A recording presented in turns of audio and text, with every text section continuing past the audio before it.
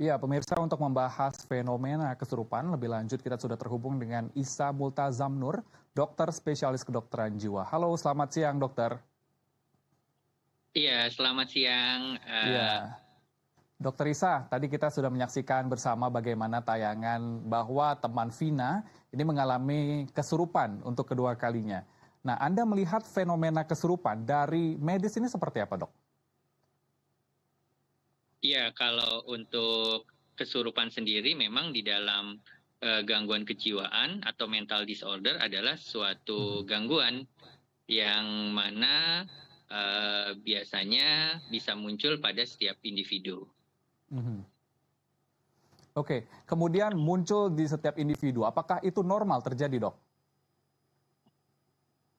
Kalau yang namanya kesurupan itu kan kalau istilah di gangguan kejiwaan itu namanya gangguan trans kesurupan.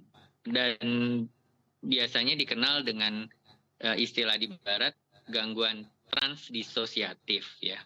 Dan Mhm, ini bisa saja muncul pada individu atau orang-orang di khususnya di Asia ya, mhm. karena adanya lingkungan sosial yang mendukung untuk timbulnya fenomena atau gangguan trans kesurupan ini. Oke, tadi Anda mengatakan cenderung terjadi di Asia. Apakah ini artinya mengelompokkan dari masyarakat tertentu yang bisa mengalami kesurupan ini, dokter? Iya, untuk Hmm, transdisosiatif ya atau kita bilang tadi kesurupan ya, itu kan sebenarnya gangguan kendali ya oke. terhadap integrasi kesadaran. Jadi dia kesadarannya itu terganggu gitu, baik itu daya ingat, baik itu penghayatan terhadap identitas dirinya gitu ya, Mhm, dan juga terkait juga dengan penginderaan. Jadi panca indera dia juga apa namanya menjadi terganggu gitu, disertai juga penghayatan terhadap kesadaran dalam lingkungan sekitar begitu. Jadi dia oke. seperti tadi dalam kasus kesurupan biasanya disusupi atau seperti dikendalikan oleh kekuatan dari luar. Misalnya Mhm, hal-hal yang gaib begitu. Seperti itu. oke. Untuk ciri-ciri spesifiknya sendiri dari seseorang yang mengalami kesurupan ini seperti apa, dok? Ya, biasanya kan tadi kendali terhadap kesadarannya kan terganggu ya. Dia bisa Mhm, eh, sangat tidak menyadari kondisi yang dia alami begitu. Dan tadi bentuknya memang bisa dia daya ingatnya lupa gitu ya. Jadi pokoknya sesuatu yang baru dia eh, ingat itu dia lupa. mhm. Bisa juga dia tiba-tiba eh, menjadi apa sensorik atau motorik dia gitu gerakannya ya jadi aneh gitu ya atau dia Mhm. juga bisa eh, tiba-tiba menjadi suatu individu yang berbeda dengan dirinya begitu.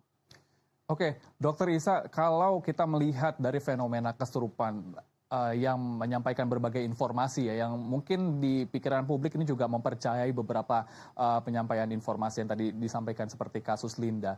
Nah, ini apakah dari keterangan yang disampaikan itu dapat dipercaya atau bagaimana, dok sebenarnya? Iya, kalau untuk ya tadi terkait dengan Mhm, kasus ya, ya sebenarnya fenomena kesurupan ini bisa saja terjadi pada individu yang memang mengalami stres yang berat begitu ya, sehingga kalau di kami ya dalam pemeriksaan gelombang otaknya memang ada ketidakseimbangan begitu, sehingga memunculkan eh, dominasi gelombang otak yang Theta gitu ya, dan theta ini mhm. sebenarnya pintu gerbang kesadaran gitu, dan ini ketika terganggu bisa memunculkan gejala-gejala berupa kesurupan. Ya tadi identitasnya berubah, atau dia menjadi misalnya tiba-tiba eh, nggak bisa melakukan apa-apa, atau Mhm. tiba-tiba buta gitu ya, atau tiba-tiba dia nggak bisa dengar, padahal sebenarnya secara eh, ininya fungsinya normal gitu, tapi dia ada gangguan dalam penginderaannya gitu. Nah, pada kasus yang banyak sih biasanya kerasukan gitu ya, kerasukan dari Hmm. kekuatan dari luar. Jadi pribadi dianya berubah ya. Itu yang kita bilang trans, kalau di barat bilangnya possession trans disorder, Oke, seperti itu. Dokter Isa, berarti keterangan yang disampaikan oleh orang yang kesurupan ini dapatkah dipercaya informasinya? Oh ya, kalau secara trans itu kan sebenarnya kita mendapatkan gejala ya, yang mana Mhm. biasanya itu gejalanya itu kok seperti berubah gitu ya kepribadiannya ya. Ya kita tidak bisa ya apa namanya mempercayainya karena biasanya yang namanya trans itu bisa juga dari eh, fantasi gitu ya atau dari eh, pengalaman-pengalaman sebelumnya gitu ya. Misalnya pernah nonton film horor gitu ya. Itu juga bisa akhirnya mengisi gambaran-gambaran dari trans yang dia alami gitu. Jadi kalau tadi dikatakan apakah bisa menjadi bukti ya ini kan yang namanya gangguan ya. Artinya Mhm. eh, terjadi kendali kesadarannya terganggu begitu.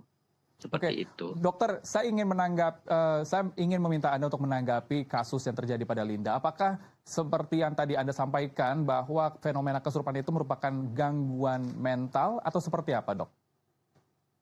Iya, kalau dikatakan mental disorder, iya betul. Itu adalah gangguan jiwa ya yang biasanya timbul pada individu yang eh, mudah eh, sensitif gitu ya terhadap Hmm. setiap hal gitu. Jadi nanti dia